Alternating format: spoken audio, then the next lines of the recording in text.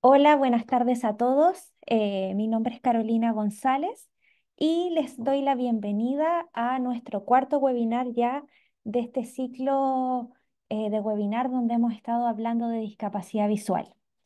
En el día de hoy quisimos hacer algo un poco diferente a lo que habíamos estado haciendo hasta el momento y quisimos hacernos la siguiente pregunta. ¿Qué entendemos cuando hablamos de discapacidad visual, cierto? Porque ya habíamos empezado a hablar de cómo llegar a los estudiantes con discapacidad visual, hablamos de orientación y movilidad, hablamos de las matemáticas de las personas ciegas incluso, pero no nos habíamos tomado el tiempo de responder esta pregunta tan importante. ¿Qué es la discapacidad visual? Por eso, hoy hicimos una invitación al área de la salud, ¿cierto? Y también personas que están relacionadas con la educación para que nos aclararan este punto. Este webinar va a estar dividido en tres momentos. Vamos a tener a Jaime Tapia junto a Karina Vargas, quienes son de la Red de Salud Oftalmológica UC.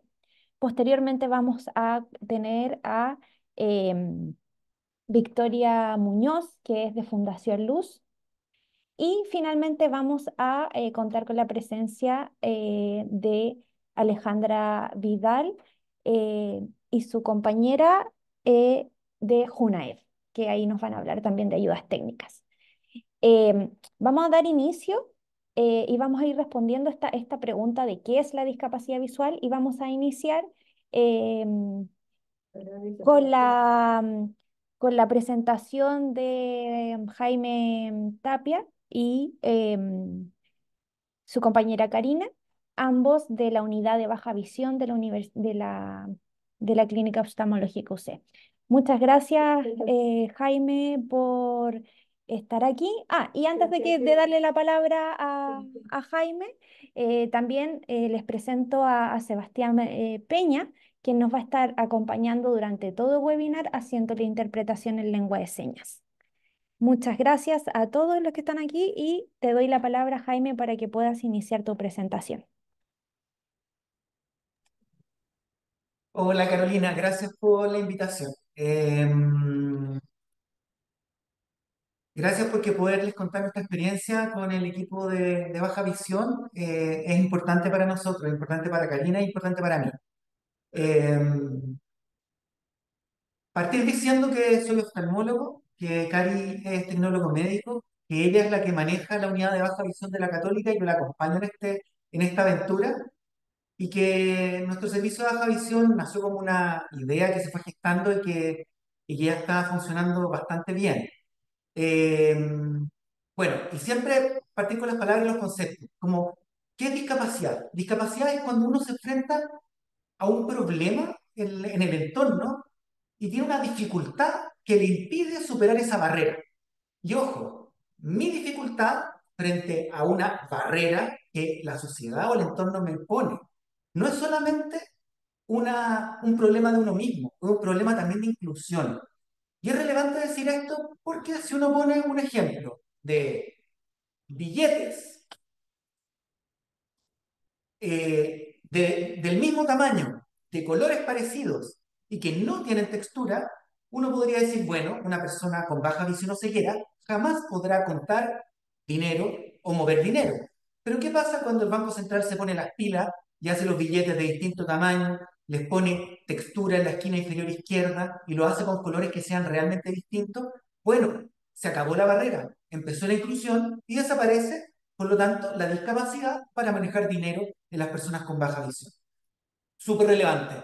Mi problema o mi dificultad con un entorno que no me incluye. Mapa de ruta, contarles que vamos a conversar durante 20 minutos, presentar un caso clínico para hacernos una idea, contarles por qué es importante este tema de definir en baja visión, saber en qué trabajamos nosotros, algunos casos representativos, conclusiones y necesidades. Yo hago la mitad de la presentación, Karina la otra mitad. Bueno, todas las fotos de las personas que están acá son autorizadas por ellos y por sus papás. Y este es el caso, un caso bien emblemático que es a Agustín, cuando tenía 4 años y medio. Agustín tenía un problema porque además de tener una cirugía oftalmológica, de tener microoftalmo y de tener esos lentes gruesos por tener una alta hipermetropía, que es una condición de niños que han sido operados de catarata. El problema de Agustín era que los papás y él pensaban que no podía ver más, porque así le habían dado a entender los doctores, pero más grave todavía, o más complicado todavía, su entorno, es decir, el colegio donde van sus hermanos, le había dicho, Agustín, acá te ponemos una barrera, no te podemos incluir, porque para entrar a este colegio se necesita ver más. Y los papás de Agustín consultaron con Karina para ver si había alguna solución quizás para resolver su problema. Y con Karina y con la profesora de educación diferencial le explicaron y trabajaron con Agustín no para que diera más, que eso ya estaba condicionado por su discapacidad o por su dificultad visual, sino que trabajaron para que diera mejor, con atril, con alto contraste, con la posición adecuada, con el tamaño de letra adecuado. Pero súper importante o igual de importante, trabajaron con el colegio y lograron que el colegio bajara la barrera y pusiera el atril y apoyara a Agustín. Y lo que ocurrió con Agustín es que, de ser un niño que estaba discapacitado para ir al colegio de su hermano, logró incluirse en el mismo colegio que su hermano con algunas ayudas visuales. Y ahí está nuestro foco. No es que las personas vean más, sino que puedan con su visión hacer lo mejor posible para poder integrarse. Bueno, algunas definiciones. Si uno dice ¿qué es normal? Bueno, normal, como en esta tablilla que tenemos a la izquierda, es ver más de un 50% del 4 para abajo. Y tener baja visión es ver menos que eso. Y por otro lado, si uno tiene un campo visual limitado, es decir, menos de 20 grados, uno tiene un campo visual de baja visión. Pero también incluimos dentro de baja visión a la ceguera legal, que es ver muy poquito, ver menos de un 10% o tener un campo visual muy limitado. Ahora, en nuestra sociedad no es baja visión necesitar lentes, porque en nuestra sociedad, por suerte, gracias a la UAPO, la Unidad de Atención Primaria Oftalmológica, todos podemos acceder a lentes. Tampoco en nuestra sociedad tener catarata es baja visión, porque son problemas que se pueden resolver. Pero si es baja visión, tener problemas irreversibles que nos lleven a ver significativamente más mal que 30%. Súper relevante que recuerden que si alguien ve menos de un 10%, ya tiene derecho a un carnet de discapacidad que lo va a poder acompañar para tener un puntaje mejor para acceder a ayudas del gobierno, eh, y por lo tanto tiene una protección legal si uno tiene baja visión moderada. Bueno, se estiman que una de cada cuatro personas, incluyéndome a mí, tenemos déficit visual, pero es algo reversible, no es baja visión. Pero sí que el 1% de la población en países en desarrollo tiene déficit visual grave. Cada un ciego hay 7 personas con baja visión. Y las causas más frecuentes de tener déficit son vicio de refracción y cataratas que se operan. Pero tener daño visual permanente, las causas más frecuentes en adultos son glaucoma, retinopatía diabética y daño de la retina por la edad. Ahora, si nos vamos al grupo de los niños, 37 millones de niños tienen baja visión, de los cuales el 40% podrían haberse prevenido. Y tiene importancia a todos los niveles. Y el tema es que se ha hecho mucho esfuerzo por evitar la ceguera infantil, pero queda mucho por hacer por rehabilitar a los niños que tienen estos problemas. Y ahí es donde estamos trabajando nosotros. Y si vamos a las causas de ceguera infantil, son diferentes en los países desarrollados, que curiosamente nos incluimos nosotros en estas causas, dado que nosotros en Chile, para adelantarle al tiro, tenemos algo de retinopatía al prematuro, pero lo que más predomina en nuestros niños son las lesiones del nervio óptico y de las vías visuales superiores. Y en los países que tienen menos ingresos predominan las causas por falta de vacuna, falta de vitamina o la conjuntivitis del recién nacido. El tema es que la mitad de los niños ciegos actuales se podrían haber prevenido con tratamiento oportuno. Voy a leer textual acá. Nuestro equipo de rehabilitación visual tiene como misión reintegrar desde lo visual a nuestros pacientes a la comunidad y que puedan realizar la actividad de la vida diaria que necesitan. Tiene como misión también estimular y cuidar el desarrollo cognitivo de nuestros niños a través de las adaptaciones visuales. Nuestros objetivos estratégicos son los que están ahí, que es pesquisar oportunamente a nuestros niños y rehabilitar a los adultos y a los niños. Y nuestro sueño es que seamos un polo de rehabilitación visual y que seamos un modelo súper fácil de imitar para que así podamos tener equidad en las personas con discapacidad. ¿Qué hacemos? Habilitamos la visión de los niños menores, que no es lo mismo que rehabilitar. Y súper importante, se hacen informes. ¿Y estos informes qué permiten? Coordinarnos con las instituciones para que el colegio sepa qué hacer, para que el trabajo sepa cómo readaptar al funcionario que tuvo un accidente y estuvo con licencia, para que puedan acceder a los apoyos que ofrece el gobierno, y ahí tenemos una brecha que tenemos que acortar ojalá hoy día. ¿Cómo poder comunicarnos mejor para que el gobierno y nosotros, la red de la Católica, podamos trabajar con mejor coordinación? Y por supuesto también hacemos seguimiento con nuestra red de profesionales. ¿Por qué es importante rehabilitar a nuestros niños? Porque la visión es un sentido vital, es básico para crear un vínculo entre la madre y el hijo, que el hijo pueda ver la sonrisa de su mamá. Y es súper importante para un niño con baja visión que la mamá entienda que esa sonrisa y esos ojos grandes igual los puede ver con algunas ayudas. Y al final, si este niño logra ver y logra imitar, su desarrollo neurológico va a estar favorecido. Entonces, es clave en el vínculo y en el cuidado del recién nacido y del lactante menor. Y cuando ya son más grandes, es clave la visión para acceder a la lectura y a la escritura. Entonces, cuando un niño es muy chiquitito, este órgano nuevo de paquete que viene con un déficit, hay que habilitarlo para que podamos sacarle el máximo provecho. Y por lo tanto, hay que tener un diagnóstico oportuno por el oftalmólogo y después de eso ser evaluada la unidad de baja visión, acceder a las ayudas oportunas y poder decir, este niño tiene una edad visual de 3 meses, dado que aunque su edad cronológica, por ejemplo, es de 2 años, y hay que hacer los ajustes para que podamos estimular oportunamente esa edad visual. Y tenemos un programa de estimulación visual, y el programa está diseñado con ejercicios seriados según las características de cada niño, atendiendo siempre a su globalidad del desarrollo psicomotor. Si establecemos tareas visuales y que tengan los materiales más idóneos, de alto contraste, de texturas diferentes, y que los papás puedan aplicarlo en casa, cosa que podamos llevar algo que estimule el mejor funcionamiento visual de nuestros niños con baja visión. Y ahora le doy la palabra a mi amiga Karina, que les va a seguir contando. Hola, no sé si pueden verme. Buenas, ¿me pueden ver? Sí, súper bien. Sí.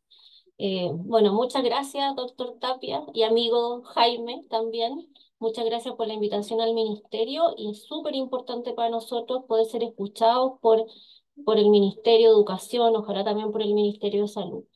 Así como el doctor hablaba de la baja visión en los niños, nosotros también vemos adultos, vemos muchos niños por la importancia de los años involucrados hacia adelante, pero también adultos, como vemos aquí en las fotos, también autorizados con consentimiento por todos los pacientes.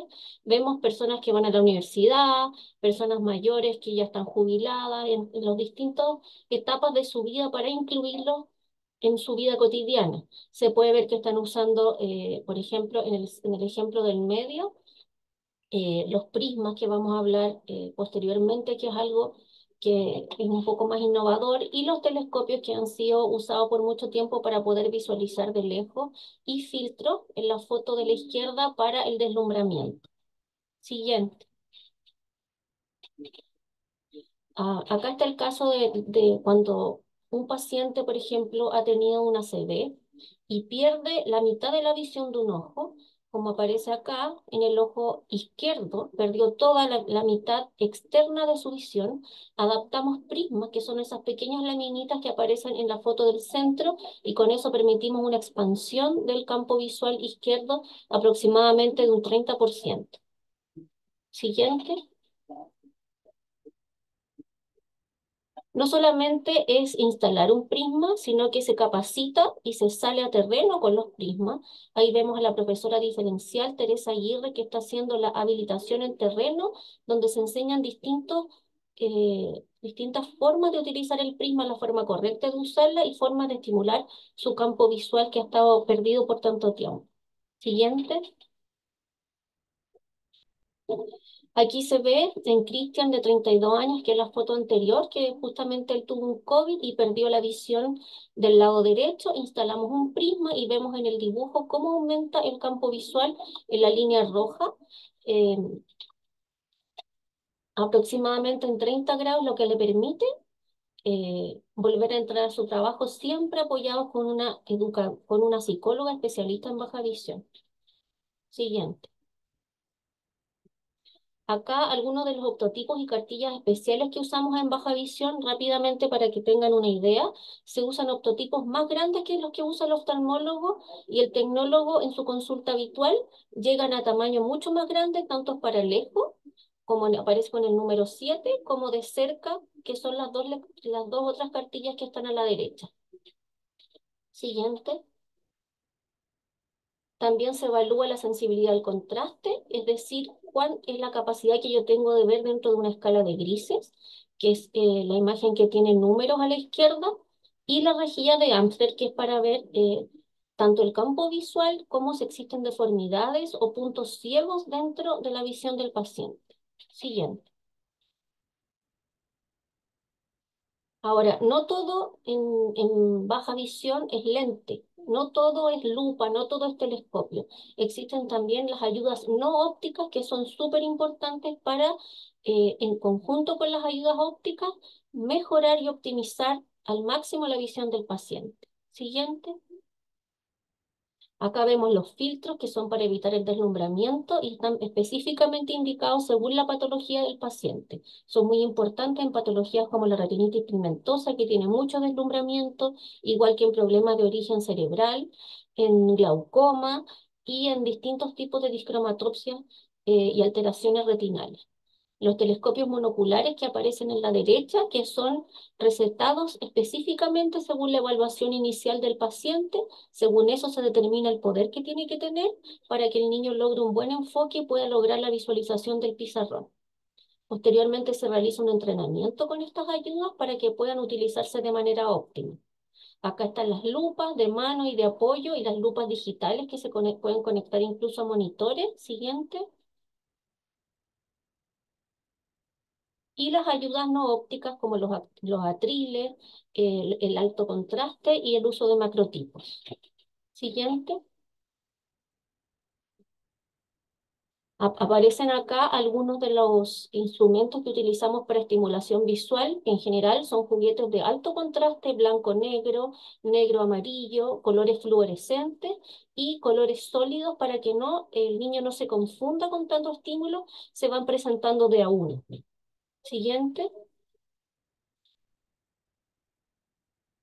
Y este es el proyecto que tenemos, que vamos a tener en algún momento una sala de estimulación multisensorial para los niños con baja visión, donde no solamente se estimule la visión, sino que la parte vestibular, es decir, del equilibrio y de la audición con estímulos sonoros y música.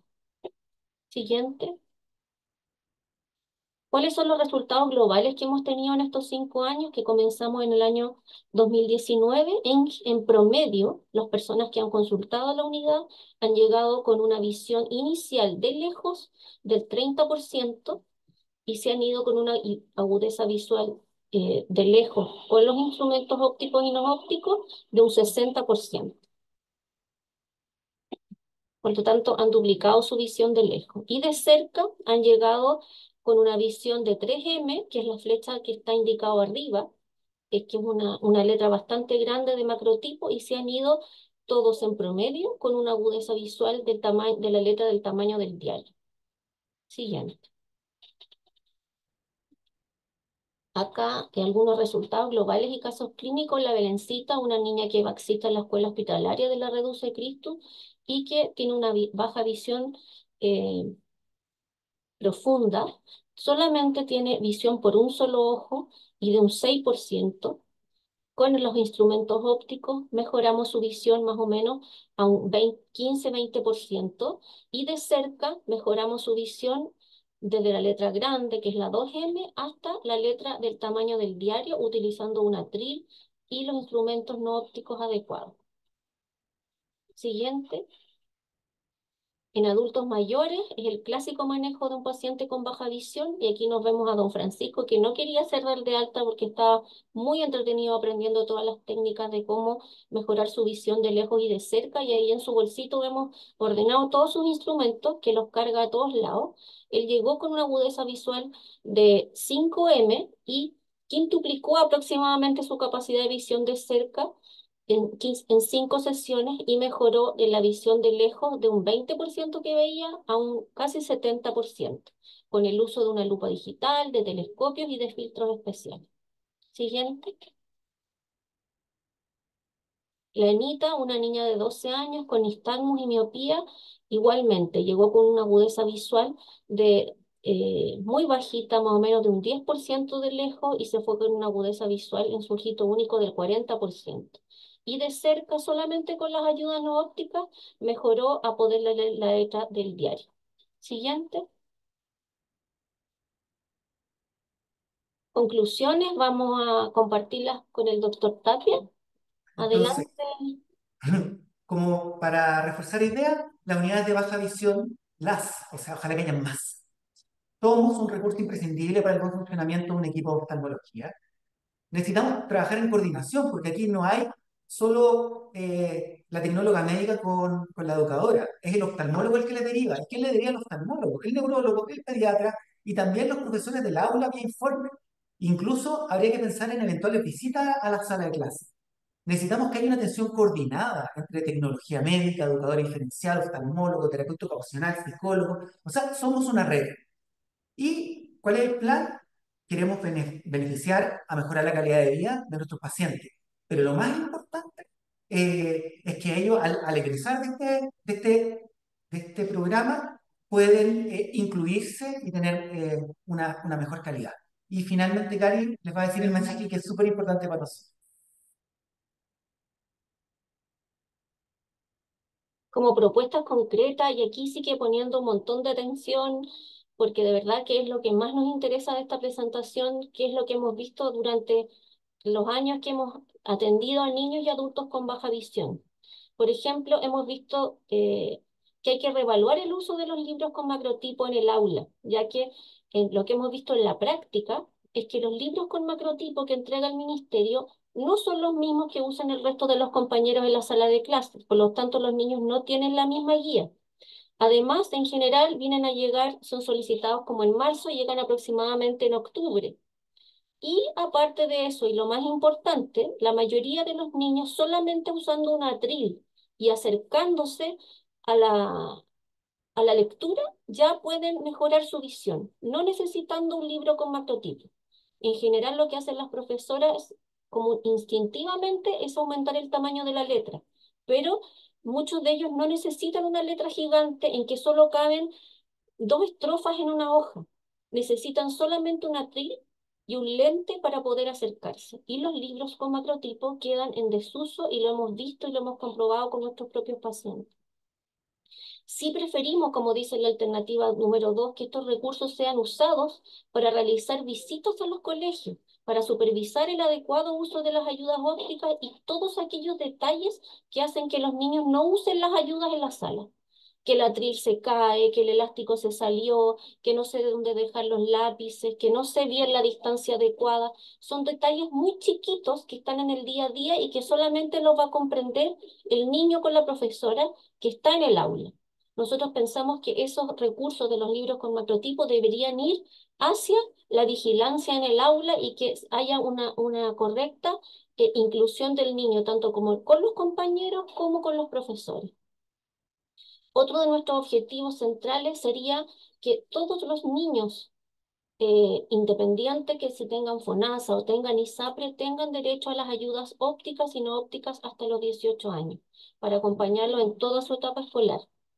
Y nosotros como institución tener la posibilidad de entregar también ayudas de Junaev a los niños de colegios estatales y que hacen un esfuerzo por consultar en nuestra unidad, tienen que ser derivados a Junaev y ahí pierden un tiempo crítico y se pierden recursos porque hay que volver a evaluarlo. En cambio, nosotros tenemos ahí lista de evaluación y podríamos tener un sistema o entregar nosotros mismos esas ayudas. Esos son nuestros sueños y nuestras propuestas concretas que creo que se van viendo con el día a día de los pacientes. Y la última diapositiva, siguiente. los casos que hemos tenido, que le hemos mostrado, la Belén que está con sus alitas ahí, con sus filtros, disfrutando con sus hermanos, el Agustín incluido en el colegio con su hermano, que no lo querían dejar entrar primero, la Enita usando su telescopio de lejos y los pacientes adultos mayores pudiendo recuperar sus actividades de la vida diaria.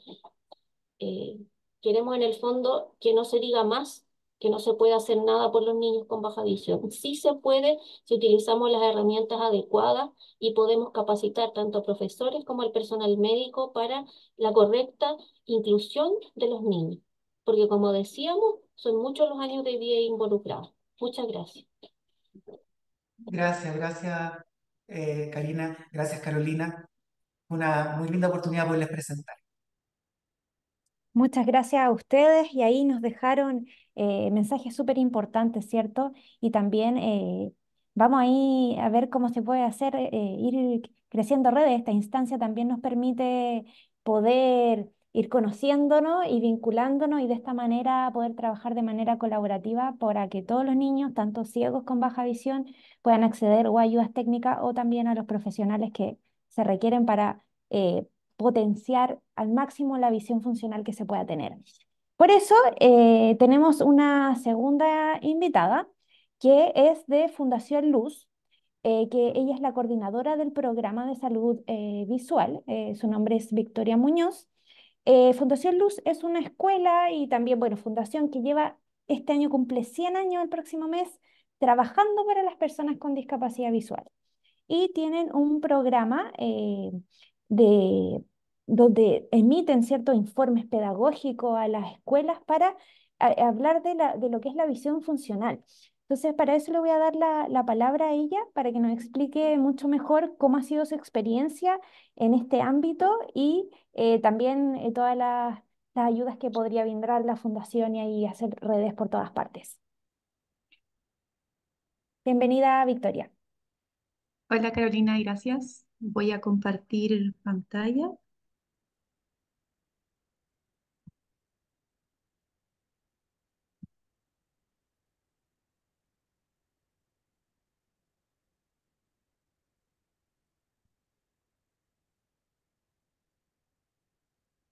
No se ve en modo presentación todavía.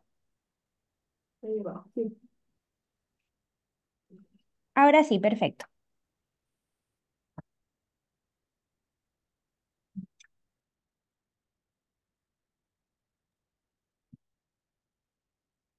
Adelante.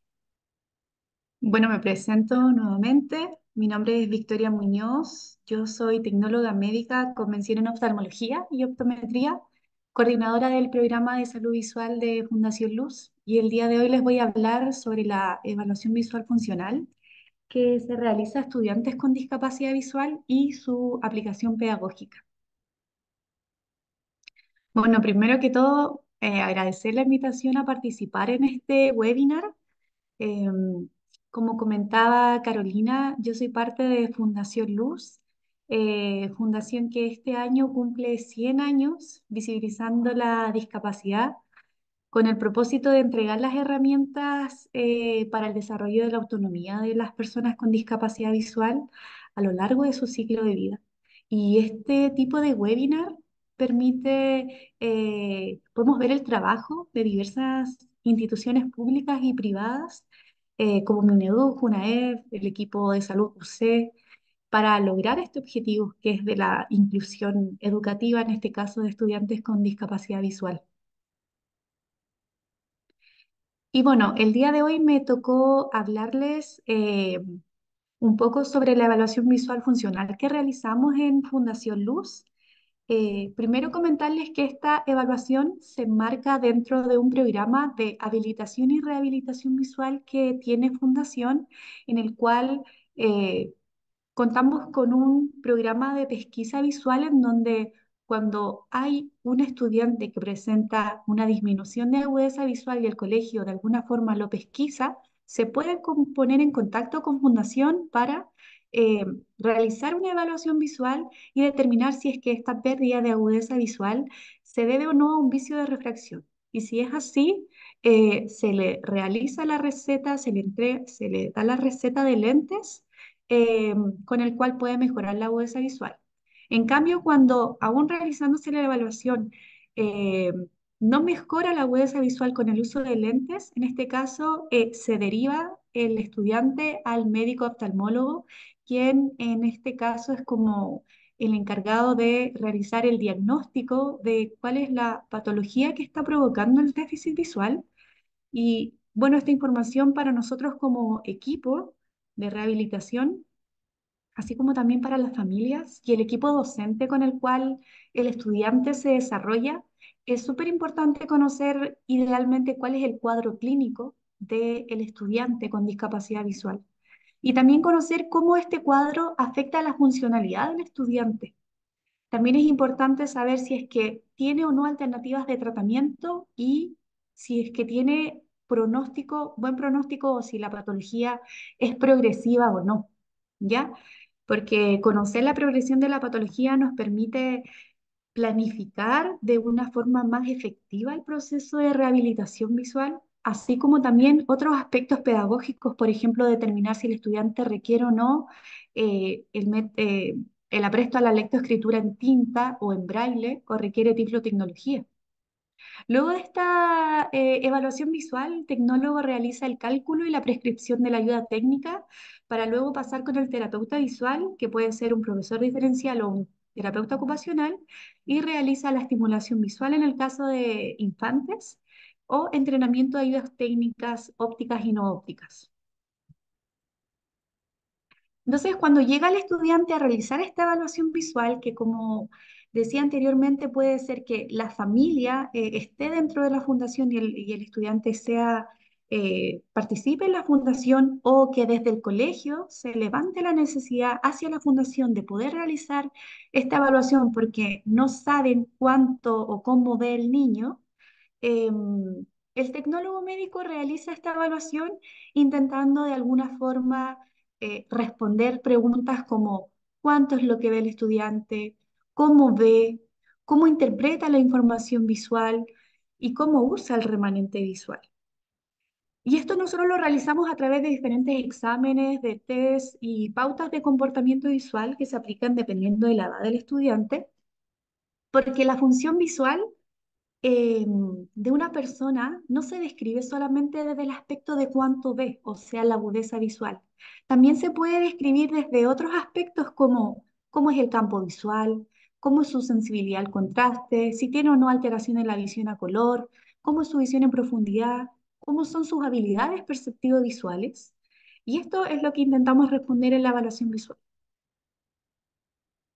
Y en relación a lo mismo, aquí les traigo un ejercicio sencillo para intentar responder de alguna forma cómo ve un estudiante que tiene discapacidad visual o tiene baja visión y que tiene alteradas estas funciones visuales que mencioné anteriormente. Entonces, cuando un estudiante tiene disminuida la agudeza visual, cuando el profesor se da cuenta que al estudiante le cuesta ver de lejos, que se para ver la pizarra, no alcanza a escribir lo que dice la pizarra, o hace chinito para enfocar, em, el estudiante lo más probable es que se enfrente a este tipo de imagen, que es una imagen con una falta de nitidez, ¿ya? Entonces, cuando esta falta de nitidez está dada por un vicio de refracción, como mencionaba Jaime anteriormente, esto se corrige con lentes y no es baja visión. Pero cuando aún con lentes el estudiante no mejora su agudeza visual y tiene una agudeza visual menor al 30%, estamos hablando de baja visión. Cuando la baja visión o el déficit visual es severo o es ceguera de lleno, el estudiante puede percibir imágenes, pero con forma de bulto, nada definido. Aquí si se fijan en la imagen no se le ve el rostro al estudiante, se distinguen bultos. Y pongo esta imagen en particular porque cuando uno le pregunta al usuario o al estudiante cómo ve, muchos indican que ven como a través de un vidrio empañado y otros relatan que ven como que hubiera humo en el aire. También cuando hay pérdida del campo visual, el estudiante puede ver con un patrón de pérdida donde hay una pérdida del campo visual periférico y el estudiante solamente ve por el centro de su campo visual, como también si hay pérdida del campo visual central como vemos en la segunda imagen, esta mancha gris al centro que le impide ver los rostros de sus compañeros, el estudiante va a tener que ver por la periferia del campo visual. Hay algunos estudiantes que tienen alteración de su visión a color y no necesariamente van a cursar con una baja visión. Puede tener usted un estudiante que tenga daltonismo y que no tenga baja visión, pero en el fondo una alteración de la visión a color hace que se vea una imagen como la que vemos ahora, que es colores poco contrastados, que haya confusiones con algunas gamas de colores, con los colores oscuros o claros. Y así también cuando hay una pérdida de la sensibilidad al contraste, vemos en esta imagen que también los colores se ven menos contrastados, se ven más pálidos, la imagen se ve más gris.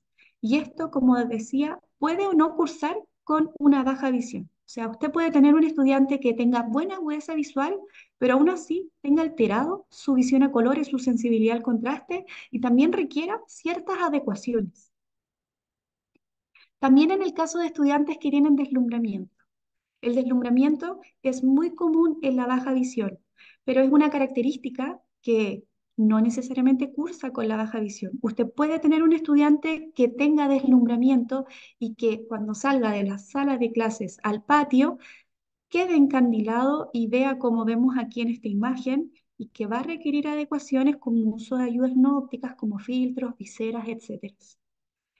Entonces, es importante conocer estas características que nos permite la evaluación visual funcional, que nosotros la dividimos en dos, la parte visual para caracterizar el remanente visual y describir características oftalmológicas del estudiante, además de la parte funcional, que se refiere a cómo usa el remanente visual el estudiante y si requiere o no el uso de ayudas técnicas.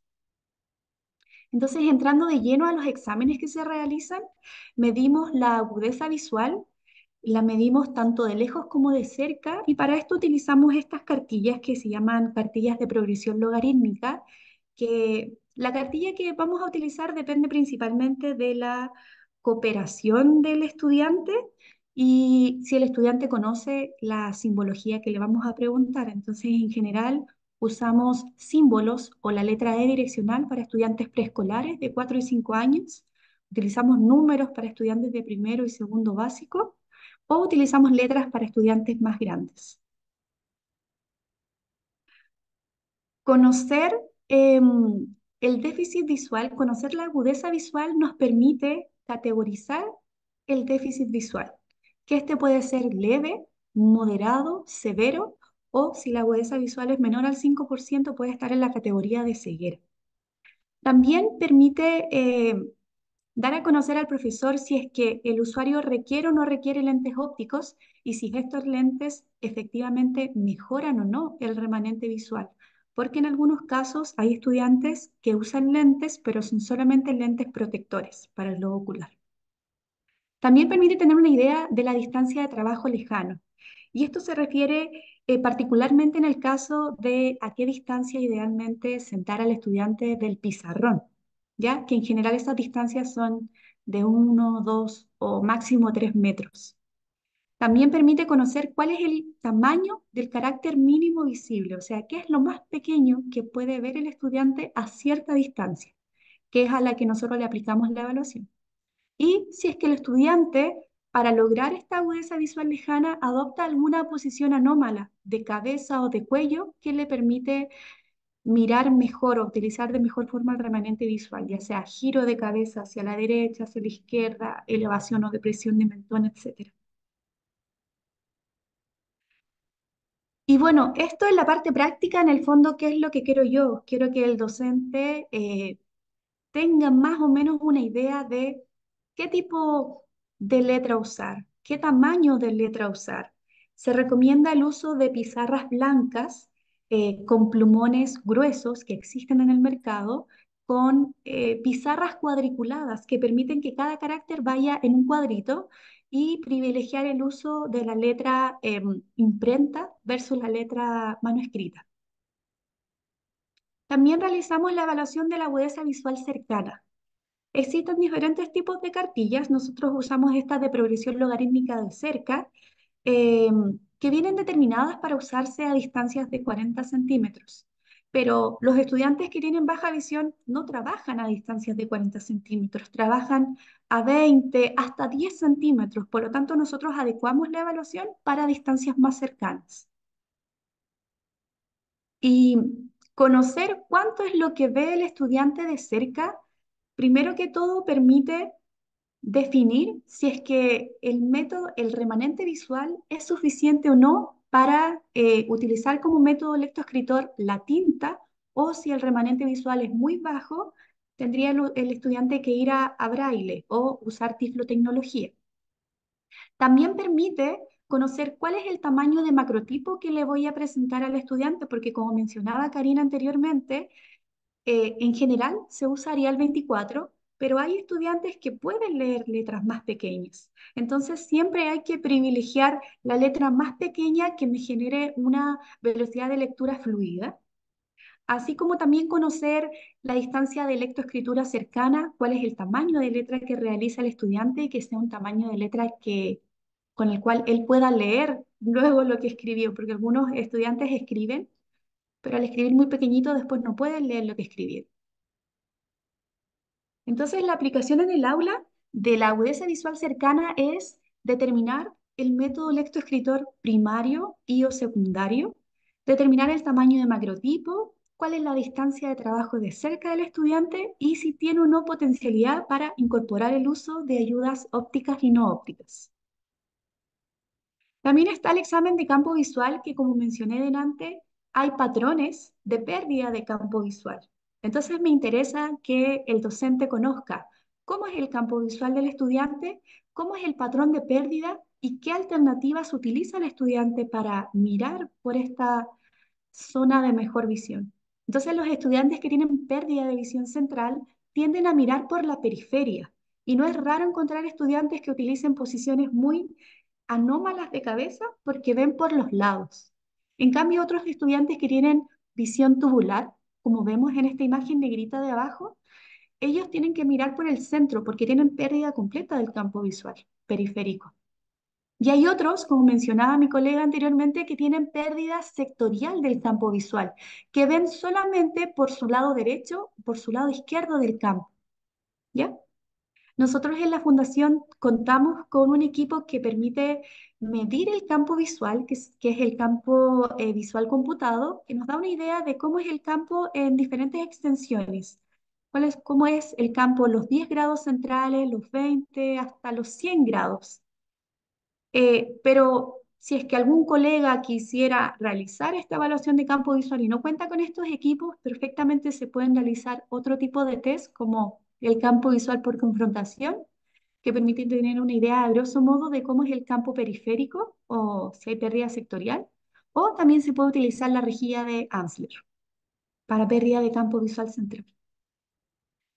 Entonces me interesa que el docente conozca cómo es la pérdida del campo visual del estudiante e identifique si es que el estudiante, bueno, identificar nosotros si es que el estudiante tiene una zona preferente para mirar, que puede ser por los lados, puede ser por el centro, o puede ser por la derecha o por la izquierda. La sensibilidad al contraste es un test que se realiza poco en las consultas oftalmológicas porque es un test que no es como de la batería estándar, pero entrega una información muy importante en relación a cómo presentar la información visual. Y la sensibilidad al contraste es la capacidad de diferenciar el fondo de la forma. Entonces nosotros utilizamos tests que tienen diferentes niveles de contraste, desde 100% hasta 25, 10, 5, hasta 1% de contraste, para medir qué tan disminuida está la sensibilidad. Y acá les traigo una imagen, que pongo esta imagen puntual porque el otro día evaluando a una estudiante me mostró una guía de cómo le presentaban a ella la imagen, era una guía de lenguaje, y le presentaban esta misma imagen. La niña tenía que describir qué era lo que estaba haciendo esta niña en la cama, pero la imagen se le presentó como una fotocopia. Y todos sabemos acá cómo la fotocopia disminuye la calidad de la imagen y disminuye el contraste. Por lo tanto, Idealmente se debe privilegiar que en los estudiantes que tengan disminución de la sensibilidad al contraste, las imágenes no se le presenten en blanco y negro y como fotocopia, sino que privilegiando el máximo contraste posible. También los estudiantes que tienen sensibilidad al contraste tienen dificultades con el uso de cuadernos corrientes, ya sea cuadrícula o lineales, que tienen la línea muy tenue. Entonces ellos al escribir parten escribiendo derechito, pero en la medida que siguen escribiendo a través de la línea se van un poquito más hacia arriba, un poco más hacia abajo, porque no tienen una línea guía, porque no la alcanzan a ver. Entonces, en ese caso se recomienda usar línea guía, que es básicamente marcar la línea cada 2 o 3 renglones, o utilizar cuadernos cuadriculados o lineales que tengan una línea más gruesa. También nos permite conocer la información de qué tipo de lápiz privilegiar en el uso del lápiz grafito, porque en general nosotros usamos el lápiz de serie HD, que nos genera un trazo que, claro, nosotros podemos ver, pero es un trazo bien tenue y delgado. Entonces, en los usuarios que tienen pérdida de la sensibilidad al contraste y que tienen baja visión, se recomienda el uso de lápices más gruesos de la serie B.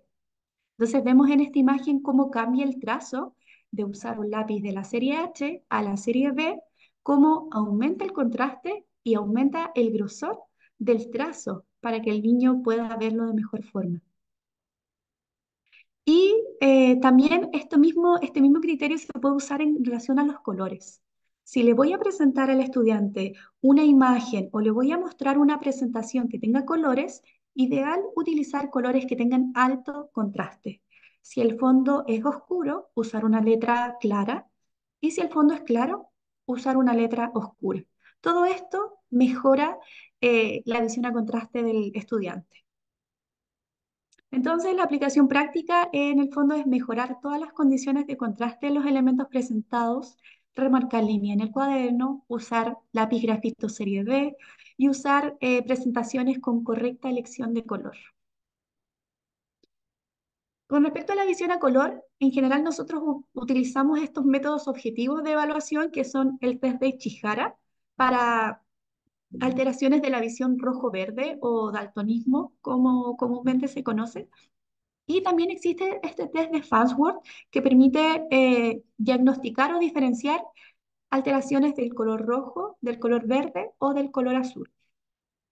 Independiente de si este test se encuentra o no alterado en mi estudiante con baja visión, siempre debo privilegiar presentar la información con colores idealmente primarios y secundarios. Ya los colores terciarios, al tener menos contraste y al ser menos saturados, le va a ser más difícil al estudiante reconocer esa información. Por lo tanto, privilegiar el uso de colores primarios y secundarios y colores bien saturados. Esa es la aplicación práctica del test de colores y reconocer también si es que tiene o no deficiencia en la visión a color, o sea, si tiene o no daltonismo asociado a la baja visión. Ya casi terminando, existen otras características oftalmológicas que son importantes describir en esta evaluación, como por ejemplo si el estudiante presenta o no estrabismo, si hay algún ojo que se desvía hacia adentro o hacia afuera, y en general los estudiantes que tienen baja visión tienen asimetría de visión en ambos ojos. Entonces, puede ser que el ojo que se utilice menos, por así decirlo, se vaya a un estrabismo, o sea, se desvíe. ¿Ya? Entonces, es una característica importante para que conozca el docente. También es muy frecuente que los estudiantes con baja visión tengan nistagmus, que es este movimiento involuntario del ojo que se mueve como de forma rápida en diferentes direcciones. Y en el fondo el nistagmus es una condición que va con la baja visión. Seguramente la Carolina entiende de lo que estoy hablando. Y, y claro, es algo que no se puede controlar y en el fondo necesito que el docente conozca de qué se trata el nistagmus y que es algo que el estudiante no controla. Algunos presentan ciertas posiciones de mirada donde el nistagmus disminuye. Entonces eso eventualmente también se puede describir. Y lo último que son las posiciones viciosas o anómalas de cabeza o de cuello, también llamadas tortícolis, en donde el estudiante mueve su cabeza o su cuello para poner el ojo en una posición que le quede más cómoda de mirar, ya sea por pérdida de campo visual o de agudeza visual.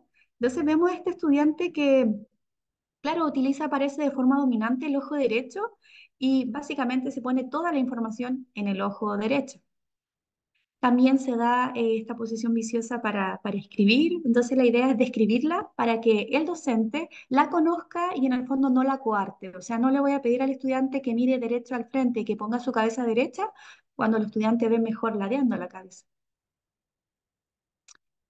También está la evaluación del remanente visual, que en honor al tiempo no me voy a detener tanto en esto, lo realiza nuestra profesora diferencial y en el fondo es describir cómo usa el remanente visual el estudiante tanto en interiores como en exteriores. Entonces, ¿qué ve el estudiante dentro de la sala? El estudiante logra ver el pizarrón a 2 metros. El estudiante logra reconocer el mobiliario de la sala. Él puede ver la mesa, la silla, puede identificar la puerta o las fuentes de luces eh, dentro del baño, dentro de la sala de computación, etcétera. Así como también el uso de su visión fuera de la sala. El estudiante puede moverse sin bastón o requiere bastón. Y si requiere bastón, ¿puede también utilizar el remanente visual que tiene para desplazarse? La mayoría de las veces sí.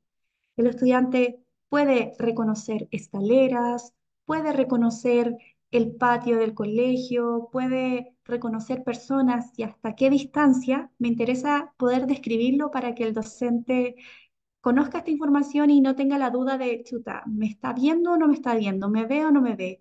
¿Va a poder moverse por sí solo fuera del colegio? Esa es la descripción del uso del remanente visual. Y ya como conclusión, les quería mostrar esta imagen que es de un estudiante del Colegio Santa Lucía de la Fundación Luz.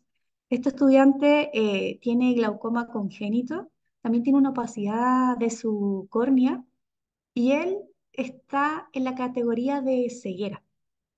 Su agudeza visual lejana es menor a 1%.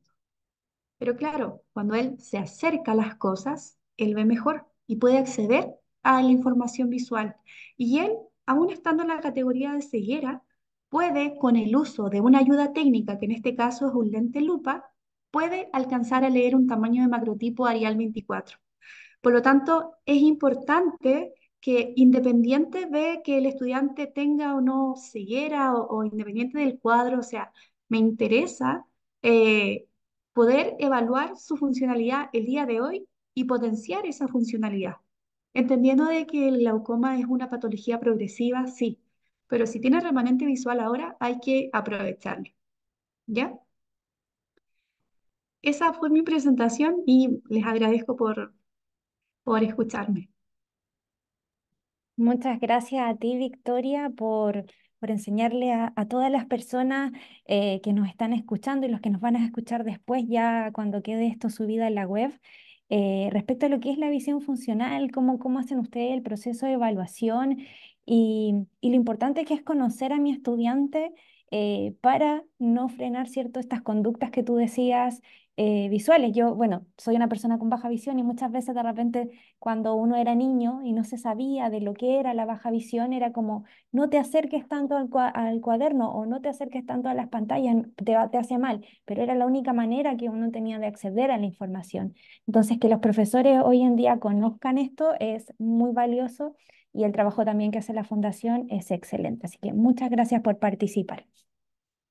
Eh, bueno, vamos a seguir con nuestra última exposición de hoy.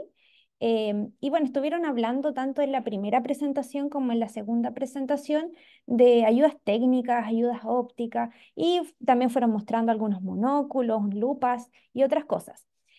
Ahora vamos a darle el pase a Alejandra Vidal y a Roxana Carvajal, quienes son miembros del equipo de Junaep que están en el equipo, ¿cierto?, de los servicios médicos para la entrega de ayudas técnicas. Entonces, ellas nos van a hablar un poquito cómo acceder a estas ayudas y también cómo pueden formar ahí redes de apoyo entre Fundación, la Red UC y todo eso. Mm. Vamos a darle el paso. Bienvenida Alejandra, bienvenida Roxana. El micrófono es suyo y en estos momentos se está viendo la pantalla del navegador, no del PPT. Ahí, terminó. Buenas tardes a todos. Muchas gracias por la invitación, Carolina. Para nosotros siempre es una oportunidad. Vamos a mostrar un poquito lo que hace el programa de servicios médicos a nivel nacional y después desde ahí vamos a desprender lo que estamos haciendo desde el 2015 a esta fecha en el ámbito de baja visión. Así que muchas gracias y también muy contenta de conocer las experiencias y de poder como poder establecer algunas redes de trabajo conjunto con las presentaciones anteriores, tanto de la Católica, el equipo de la Católica, como la Fundación Luz. Bueno, y con ustedes también en permanente coordinación. Ok. Quiero preguntarte si se ve la presentación. Sí, se ve perfecto. Ya, perfecto. Bueno, lo primero, nosotros somos un programa de JUNAEP, ¿no es cierto? Los que conocen la Junta Nacional de Auxilio Escolar y Beca, desarrolla un conjunto de iniciativas, de programas vinculados al escolar, y nosotros estamos dentro del ámbito de la salud y dentro del subdepartamento de salud del estudiante, y provenimos de una sección que se llama Sección de Servicios Médicos y Salud Bucal. Y ahora les vamos a hablar específicamente de lo que hace el programa de servicios médicos. El programa de servicios médicos desarrolla, ¿no es cierto?, acciones vinculadas al área de la salud visual, auditiva, postural, para todos los estudiantes de establecimientos municipales y particulares subvencionados, que sean subvencionados del Estado, es decir, también incluyen, ¿no es cierto?, todo lo que son los SLEP. Y esta intervención desarrolla acciones de educación, de detección, de atención y tratamiento médico especializado. Y el foco acá está vinculado específicamente al desempeño e integración del estudiante durante toda la trayectoria educativa. Eso es lo que nos mueve, ese es nuestro sentido de ser como programa. Nosotros como programa funcionamos a través de licitaciones públicas, tenemos una red importante de prestadores a nivel país, tenemos convenio de colaboración con hospitales públicos y llegamos a más de 8.000 establecimientos educacionales. Nuestra cobertura hoy día asciende casi a 500.000 prestaciones y con un presupuesto que bordea los 7.000 millones de pesos, que estamos siempre en déficit después de la pandemia y esperamos poder recuperar, ¿no es cierto?, un mayor presupuesto para poder brindar a lo que atendíamos antes de la pandemia, que era alrededor de 650.000 prestaciones a nivel país. Nuestros usuarios son y constituyen el corazón de todo lo que hacemos en el área de servicios médicos país. Atendemos a estudiantes que provienen desde prekinder hasta cuarto medio en la enseñanza media. Y como lo señalé anteriormente, abordamos, ¿no es cierto?, todo lo que tiene que ver con la subvención desde el Estado, incluyendo las escuelas especiales. El modelo de servicios médicos tiene un modelo que va con una plataforma orientada a la educación y a la participación local en los territorios. Se trabaja mucho con las redes de trabajo que tienen en las comunas, en las escuelas y en los territorios esencialmente para poder implementar el programa. Tenemos un componente asistencial muy potente, muy grande que ya les vamos a mostrar.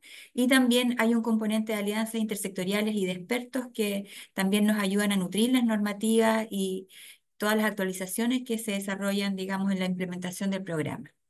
El programa asistencial parte en la escuela. Todo lo que hacemos parte en la escuela, con una pesquisa o con una sospecha por parte del profesor a quien capacitamos para que pueda hacer esta pesquisa, y el profesor levanta una sospecha de daño que es tamizada o prediagnosticada por equipos de profesionales llamados, nosotros le llamamos el tamizaje, y también desarrollan ahí una dimensión educativa.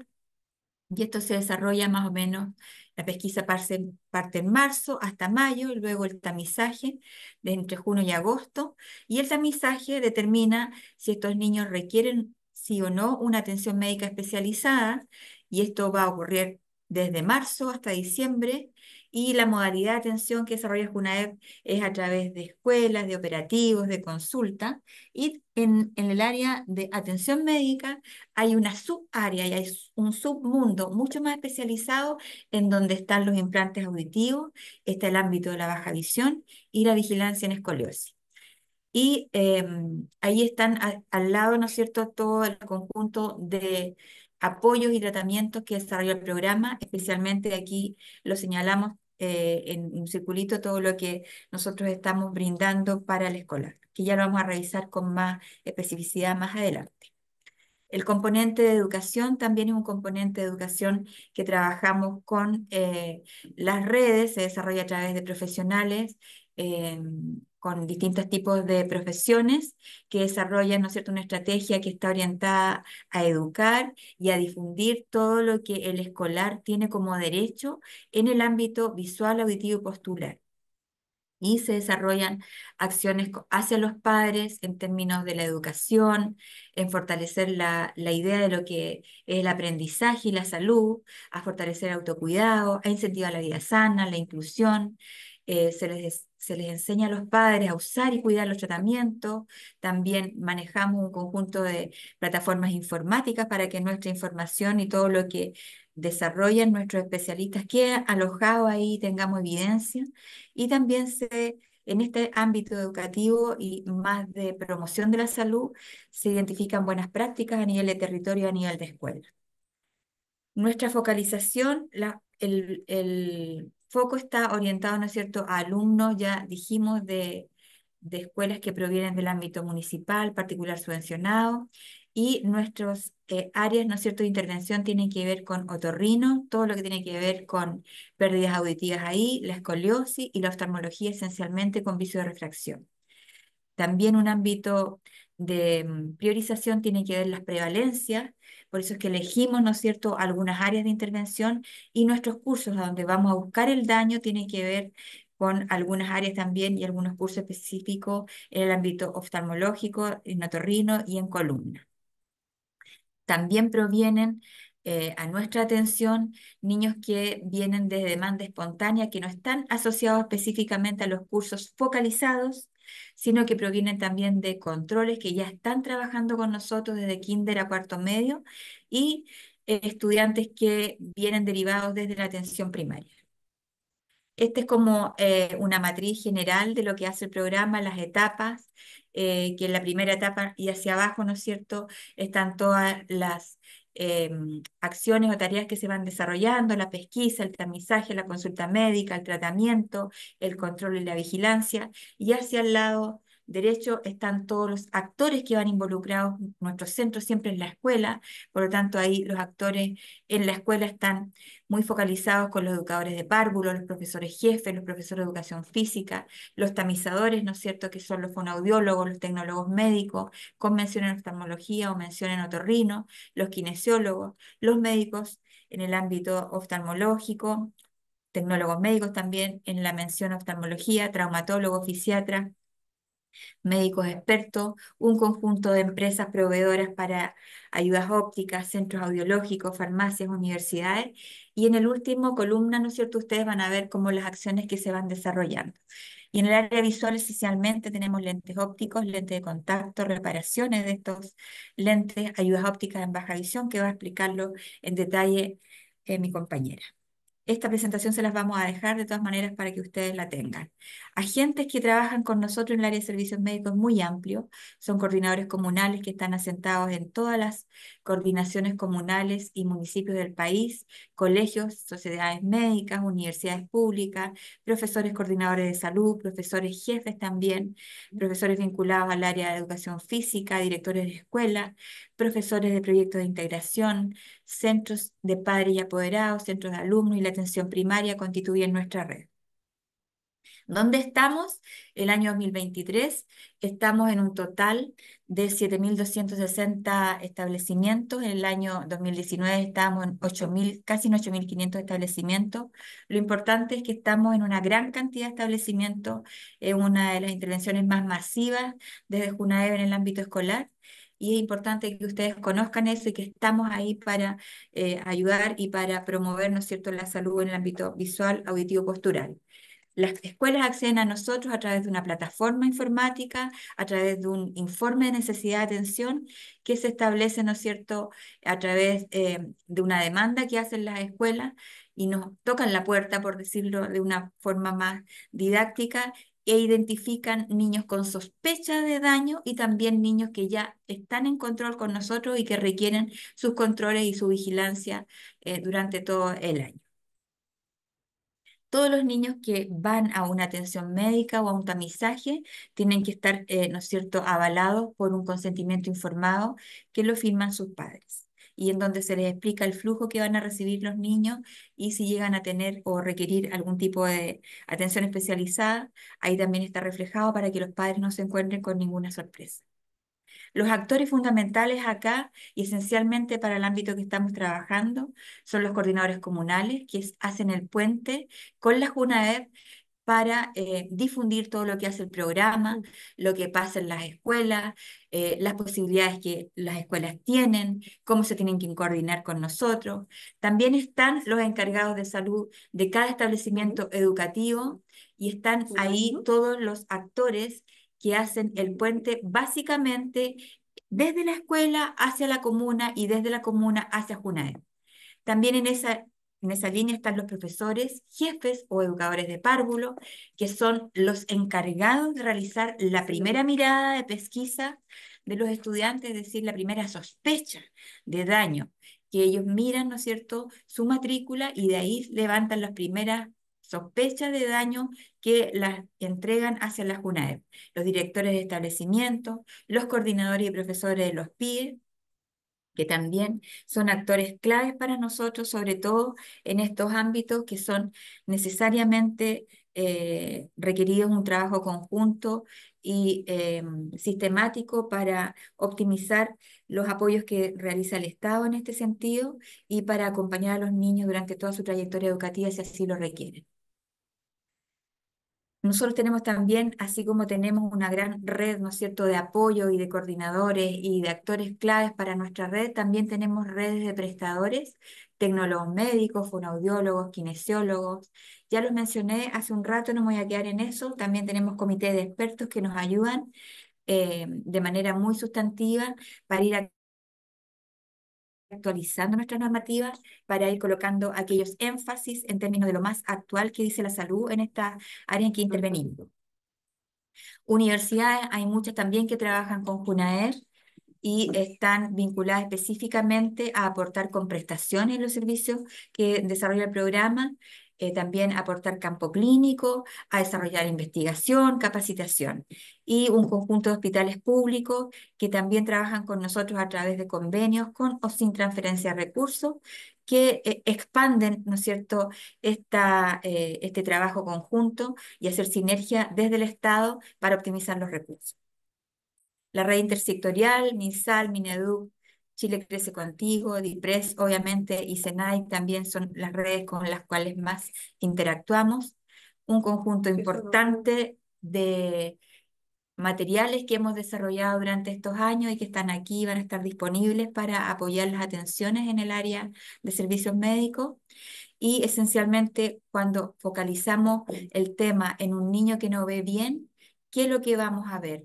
Son niños que se distraen fácilmente, que no tienen un buen rendimiento, que se aísla de sus compañeros, que afecta, ¿no es cierto?, esta condición en la autoestima y que incide también, por cierto, en sus relaciones interpersonales. Los tratamientos que entrega el área visual son los que están señalados ahí: lentes ópticos, lentes de contacto, adaptación a los lentes de contacto, plan de rehabilitación en baja visión, ayudas técnicas y no técnicas para baja visión, técnicas visuales y no visuales. También hay tipos de marcos que son de acetato o plástico, metálicos o flexibles, tipos de lente de contacto blandos o tóricos, y también ahí están las ayudas técnicas que nosotros entregamos en baja visión. ¿Cómo nació Baja Visión en JUNAEP? Bueno, primero que todo tiene que ver con la experticia del programa. Nosotros estamos en la parrilla pública desde el año 1992, ya casi más de 30 años, y del año 2015 comenzamos a abrir, ¿no es cierto?, y a especializarnos y abrir una puerta al área de baja visión, pero esencialmente porque ya veníamos trabajando con una red y con experticia bien contundente en lo que son los vicios de refracción.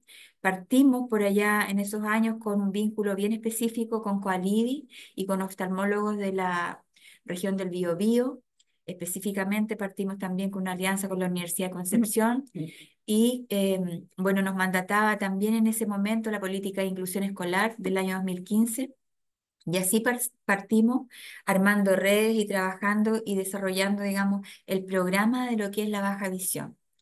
Hoy día la baja visión para nosotros tiene como objetivo identificar muy tempranamente a la población escolar en condiciones de baja visión, generando un acompañamiento integral y que contribuya al desempeño escolar, que es eso lo que nos mandata, es esa nuestra misión.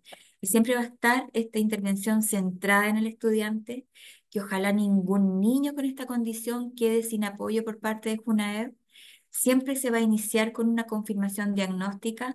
Los niños pueden llegar a nosotros a través de una derivación desde la escuela, desde el sistema de salud o desde un médico externo particular.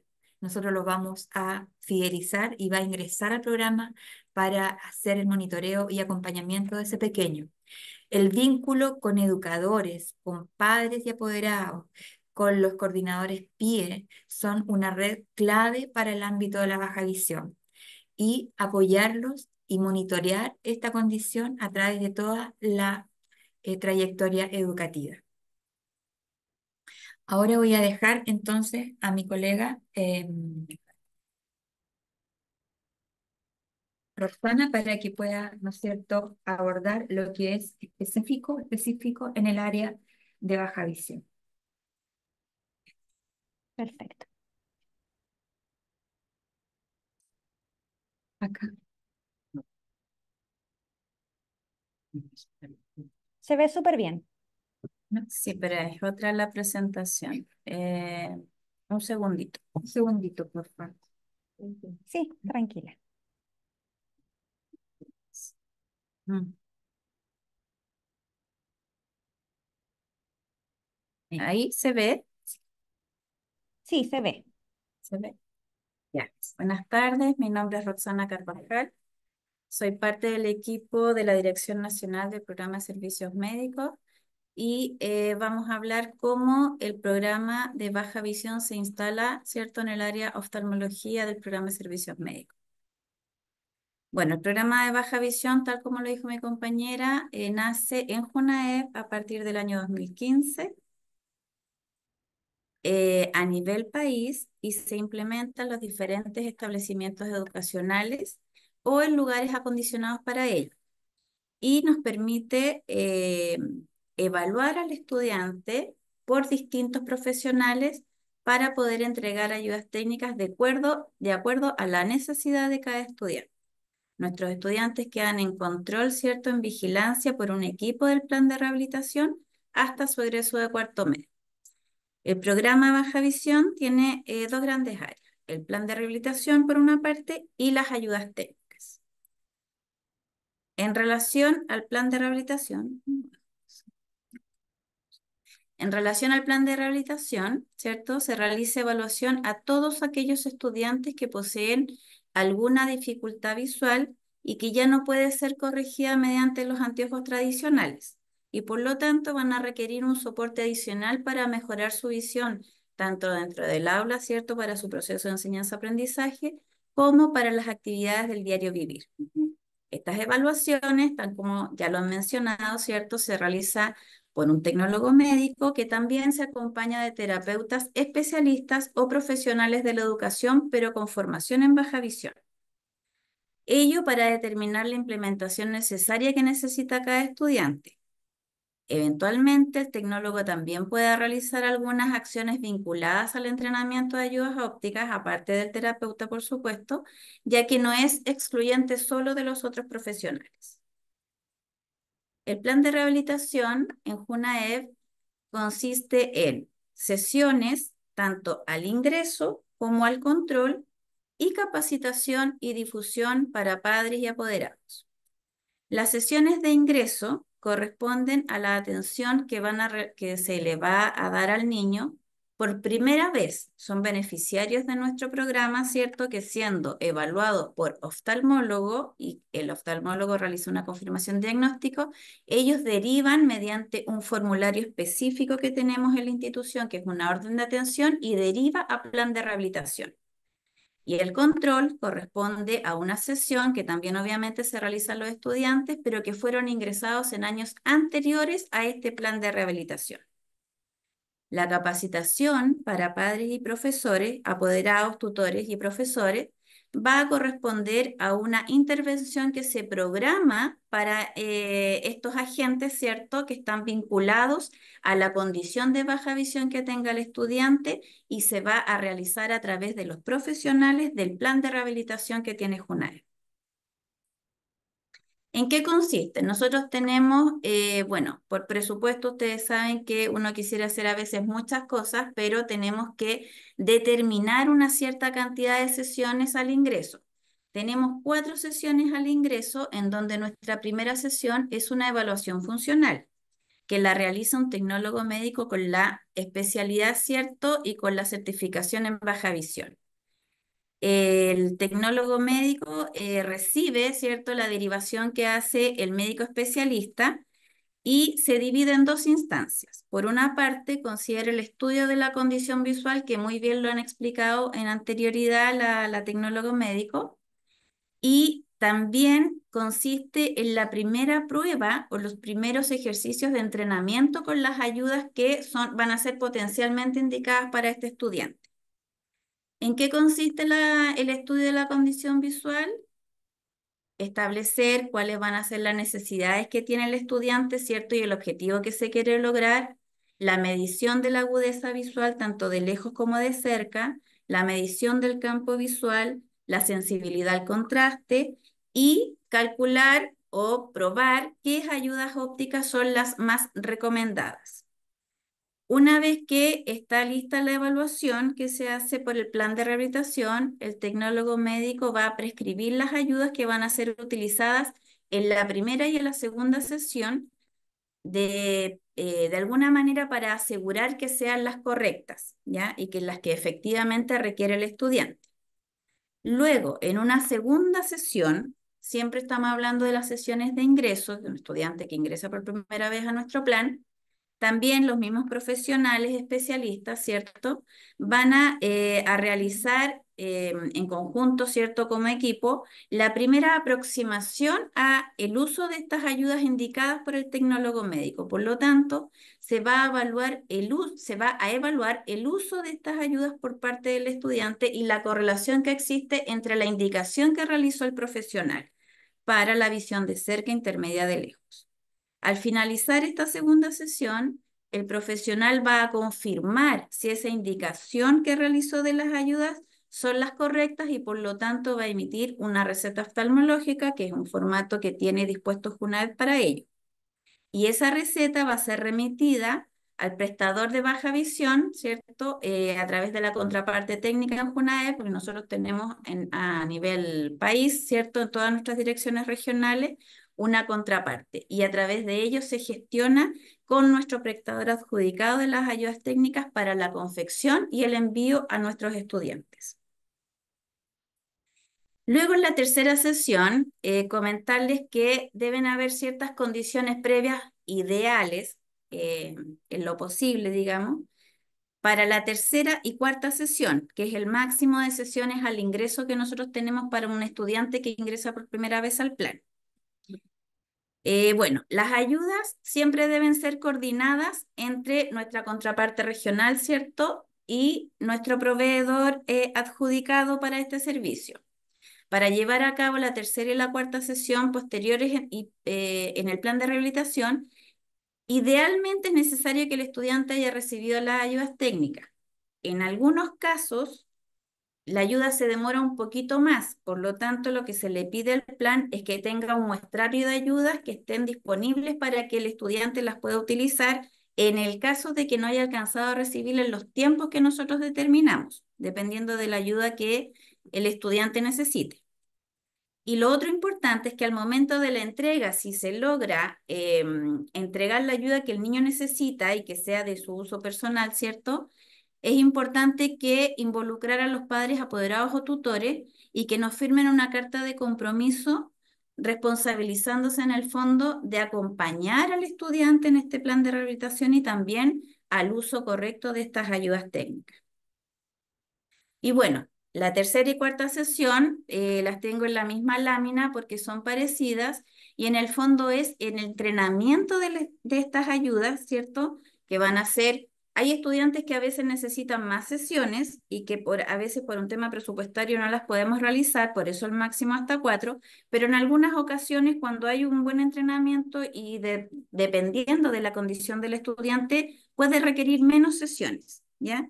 Entonces también va a depender de la respuesta que tenga el estudiante al entrenamiento entregado. Esto considera la visión de cerca con las ayudas indicadas, la visión intermedia con las ayudas, la visión de lejos y algunas orientaciones para las actividades de la vida diaria con las ayudas entregadas. Tanto para la primera, segunda, tercera, la sesión que sea, se deben considerar algunas cosas muy importantes. Por ejemplo, los registros que nosotros realizamos tienen que ser mediante los formatos que entrega Junaed al plan de rehabilitación para que vaya quedando registrado todas las sesiones que se están haciendo con el estudiante.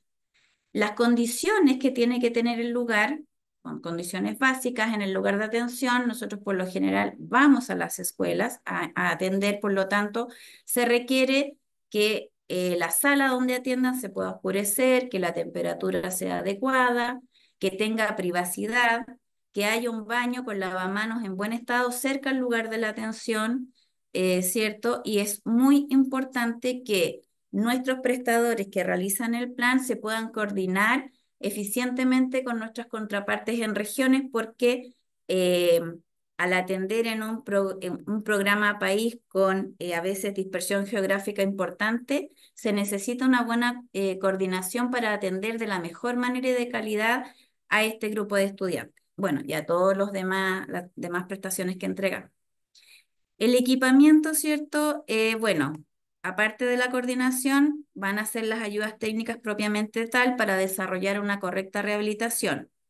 Además, se necesita un mobiliario, una mesa, una silla adecuada donde se puedan ubicar las ayudas técnicas y que sea cómoda la sesión de rehabilitación. Dentro de las consideraciones también más importantes es mantener siempre informado al usuario, al padre o adulto acompañante responsable, el objetivo que se va a perseguir en cada una de las sesiones, los resultados de cada sesión, siempre recalcando la importancia de que asistan a las sesiones, o sea, que haya una adherencia, que haya una continuidad, ¿cierto?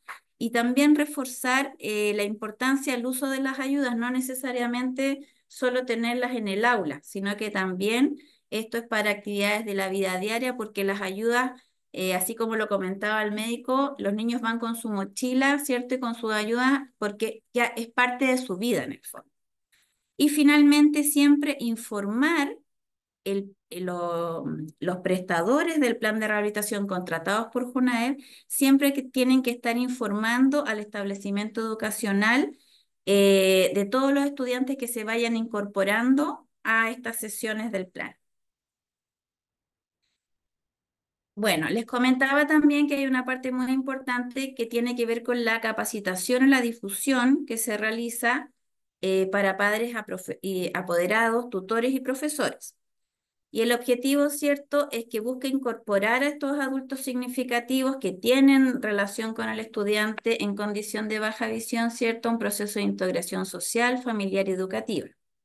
Las sesiones de capacitación se realizan por los profesionales del plan de rehabilitación en baja visión y el público objetivo, bueno, son los padres, apoderados, los mismos estudiantes también desde el inicio del servicio, los profesores que están en contacto directo con los estudiantes, profesores PIE de las escuelas a las cuales pertenece el beneficiario o también el PIE coordinación comunal, los coordinadores nuestros, nuestra contraparte en el territorio de Junaed, los profesionales que comentaba mi compañera que son parte de este servicio del componente de participación y educación que están en los territorios y cualquier otro agente relevante que ustedes consideren necesario que está en vinculación con el estudiante.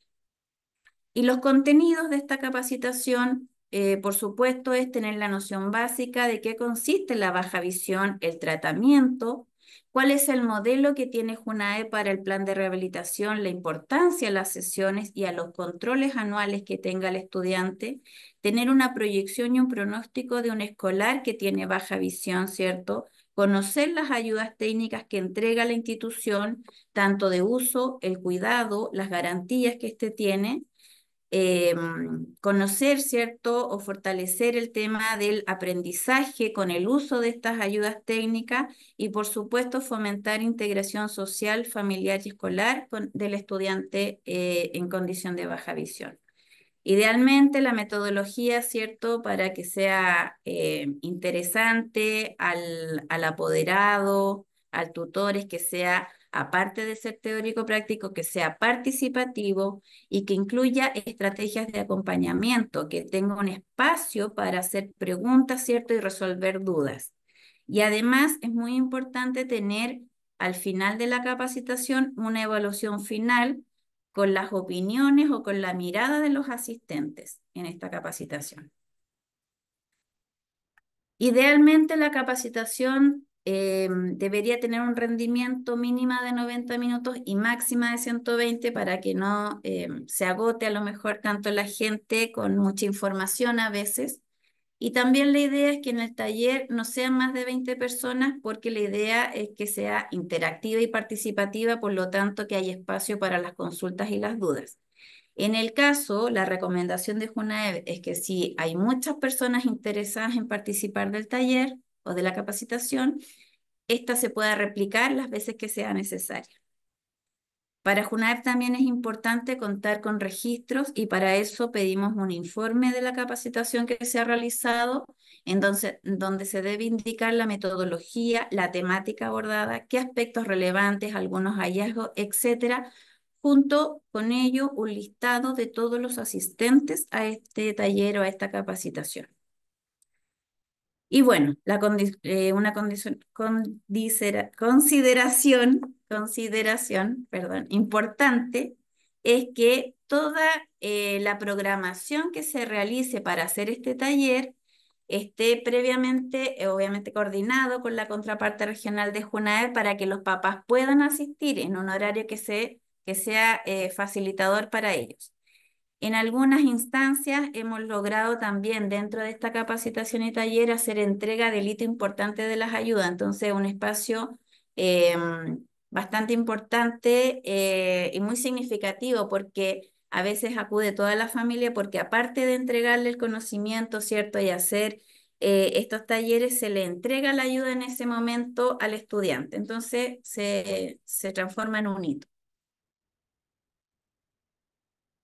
Bueno, con respecto a una vez terminada la sesión, especialmente de las que hablamos, las sesiones de ingreso, porque es primera vez que un estudiante ingresa, ¿cierto?, a este servicio, la idea es que los profesionales generen un informe clínico y pedagógico, ¿ya?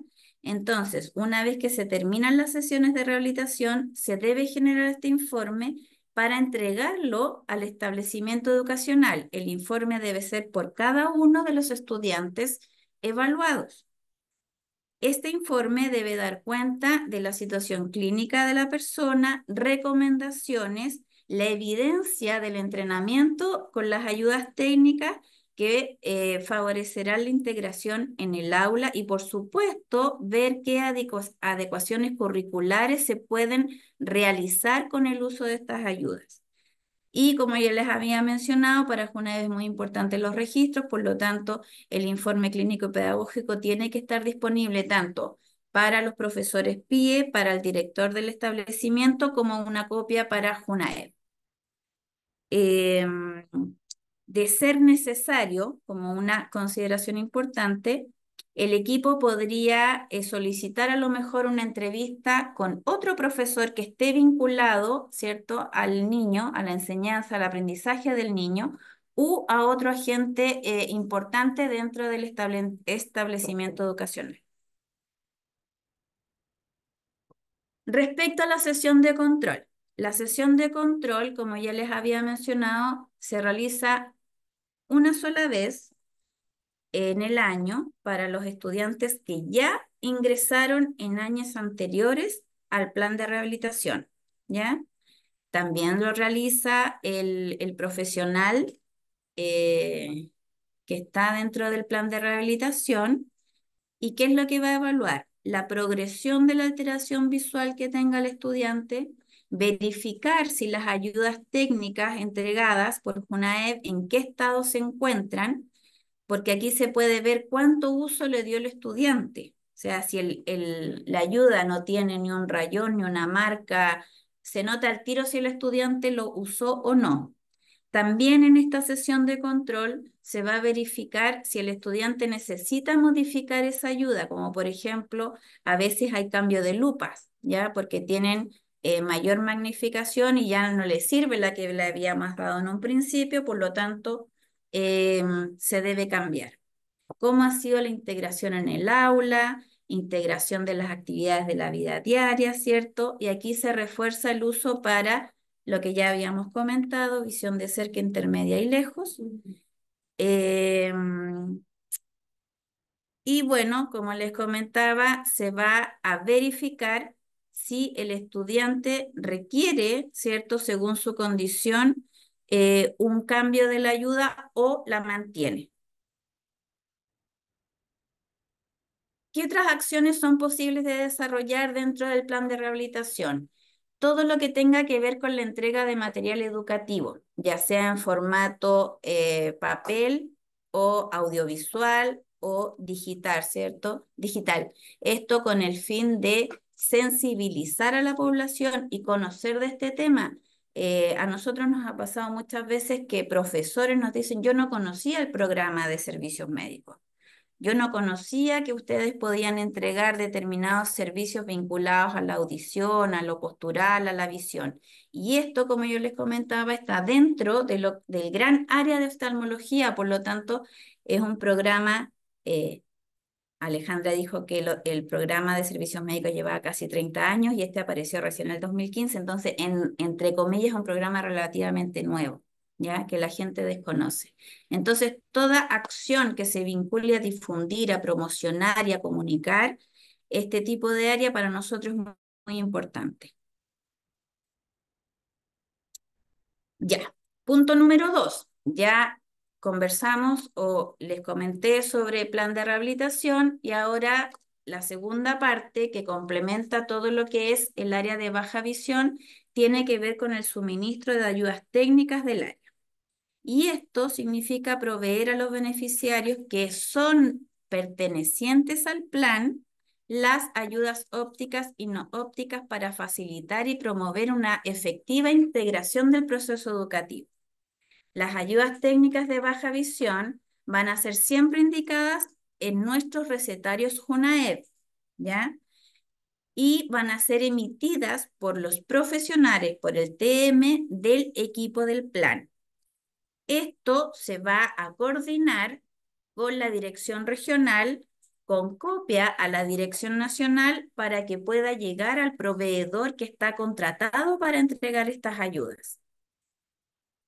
Los productos que entrega JUNAEB son atriles de madera, bastones, lupas, telescopios manuales, escáner portátil, filtros y telescopios biópticos. Ese es nuestro catálogo de productos. Bueno, hay harta especificación dentro de cada producto, pero a grandes rasgos les puedo mencionar que el atril, ¿cierto?, debe tener una regulación en distintos grados, debe impedir que se desplace, ¿cierto?, el cuaderno, las hojas que están sobre él, debe debe tener un cordón para que no se deslice fácilmente el texto que está usando el estudiante y también debe tener en su borde, ¿cierto?, un sujetador para que el texto tampoco se caiga. El material es una cubierta de madera que tiene sus bordes redondeados, es lacado, bueno, tiene barra metálica, bisagra, el cordón de sujeción que yo les comentaba y el apoyatexto. Las dimensiones aproximadas son de 45 a 35 centímetros con un espesor de 10 milímetros. Todas las ayudas que entrega Junaep tienen garantías y el atril en particular se entrega en una mochila para el estudiante. Esta mochila es de lona con 2 tirantes regulables, es acolchada. En su interior tiene distintas divisiones para también transportar las otras ayudas. Por ejemplo, si el estudiante requirió atril o lupa, se pueden transportar en su mochila, ¿cierto? Y además posee cinta reflectante la mochila para que se vea cuando ya está oscureciendo y además tiene un portatarjeta con la identificación del estudiante. En relación a la lupa, tiene, bueno, distintos graduaciones o magnificaciones dependiendo de la necesidad del estudiante, desde 4X hasta 10X. Su carcasa es de aluminio negro, tiene óptica de cristal acromático. Hay alguna terminología que yo no manejo específicamente porque eso tiene que ver, ¿cierto?, con los profesionales. Tiene una goma protectora, tiene un tratamiento reflectante para los cristales también. El cabezal es desmontable para, se enrosca, se tapa, digamos, para proteger el aparato mismo. Como les comentaba, todas nuestras ayudas técnicas tienen una garantía, obviamente no atribuible al uso, sino que a una falla de fabricación. Y en este caso, como todas las ayudas, se necesita que el proveedor que a nosotros está contratado para Junaep para entregarlas también conozca de este tipo de asistencia para que le ayude en ciertas ocasiones a los profesionales del plan de rehabilitación en caso de ser necesario. El telescopio también tiene un estuche protector para, resistente para proteger la ayuda. Tenemos también el escáner mini portátil, que es una lupa manual, ¿cierto? Que va a tener diferentes contrastes, lo que hablábamos antes en el fondo de cambiar el fondo o la letra del texto para que el estudiante pueda visualizar mejor. Tiene una batería integrada, también tiene una magnificación de 4 a 10X, también posee una garantía y también incluye un estuche para protegerlo y que es resistente. En este proceso de adaptación también se requiere en algunas ocasiones que nuestro proveedor contratado pueda asistir y ayudar a los profesionales del plan. Los filtros.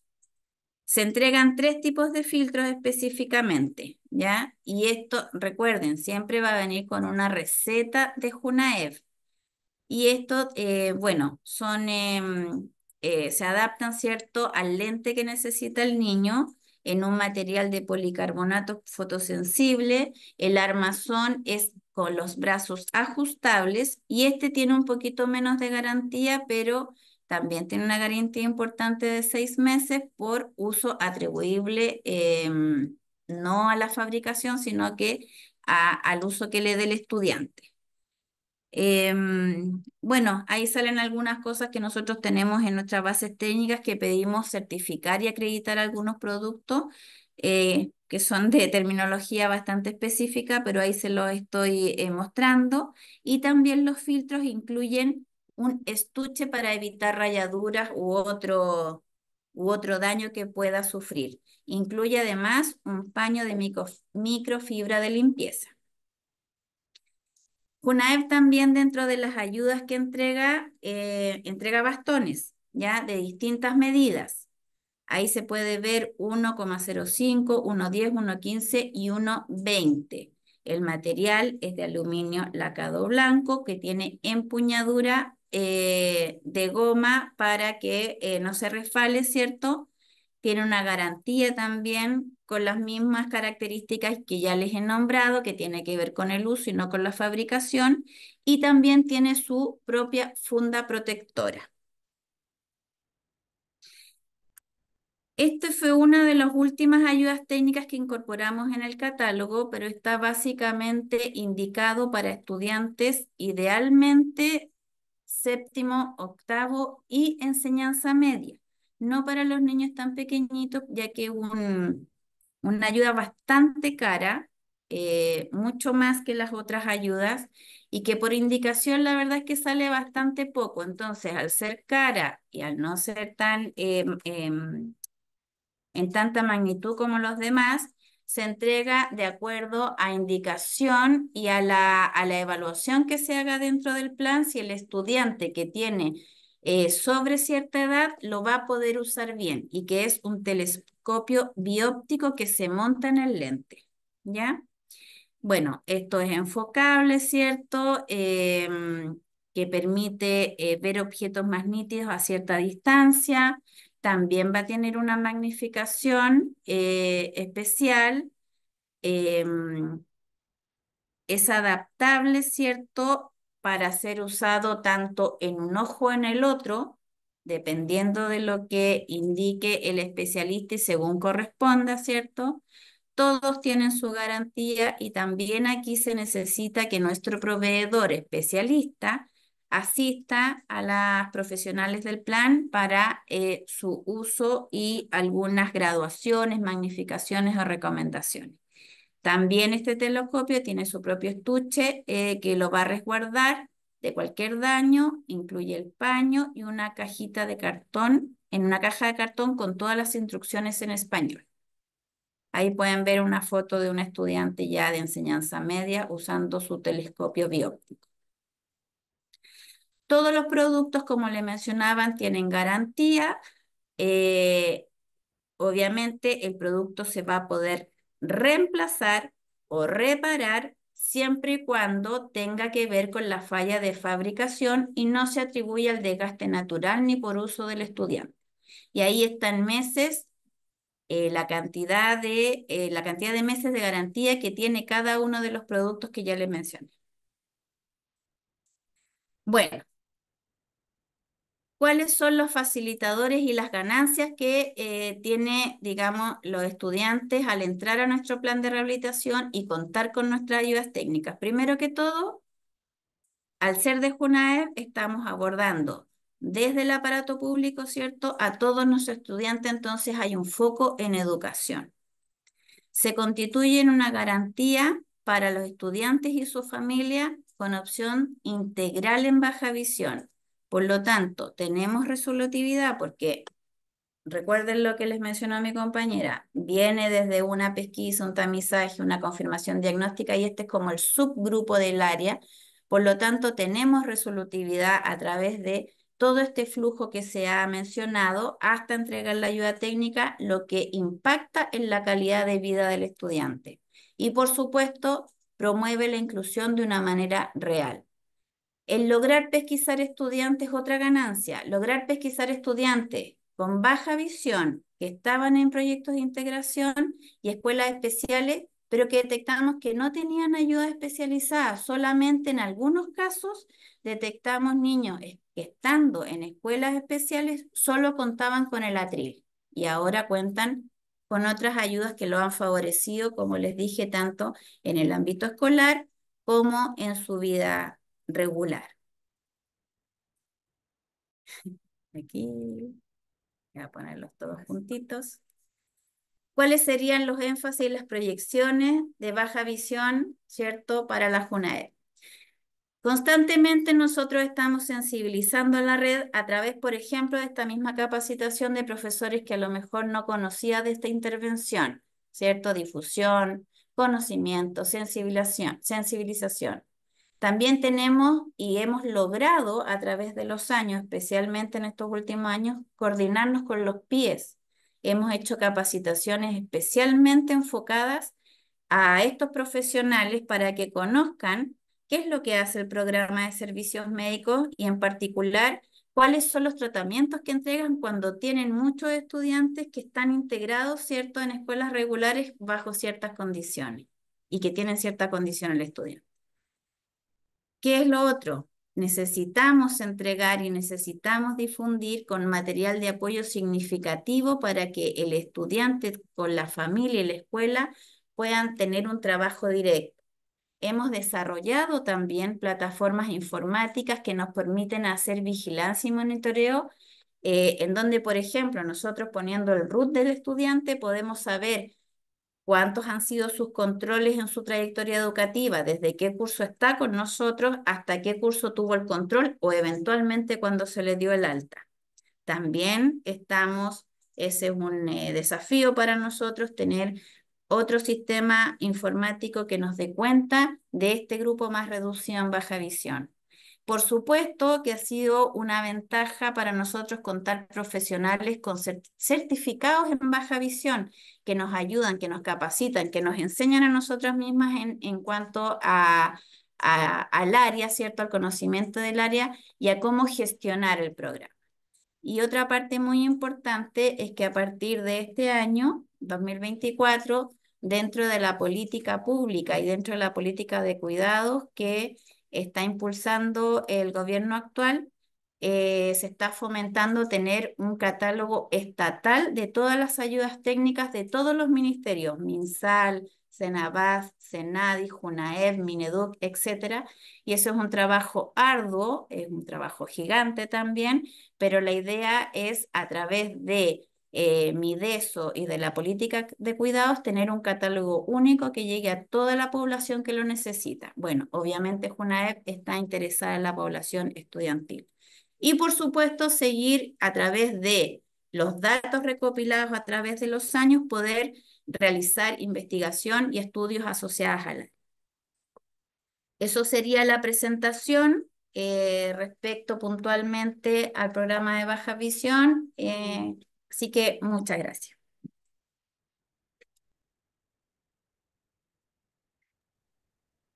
Muchas gracias, Roxana, muchas gracias, Alejandra. Bueno, les vamos a dar las gracias a todas las personas que se mantuvieron conectadas hasta el final.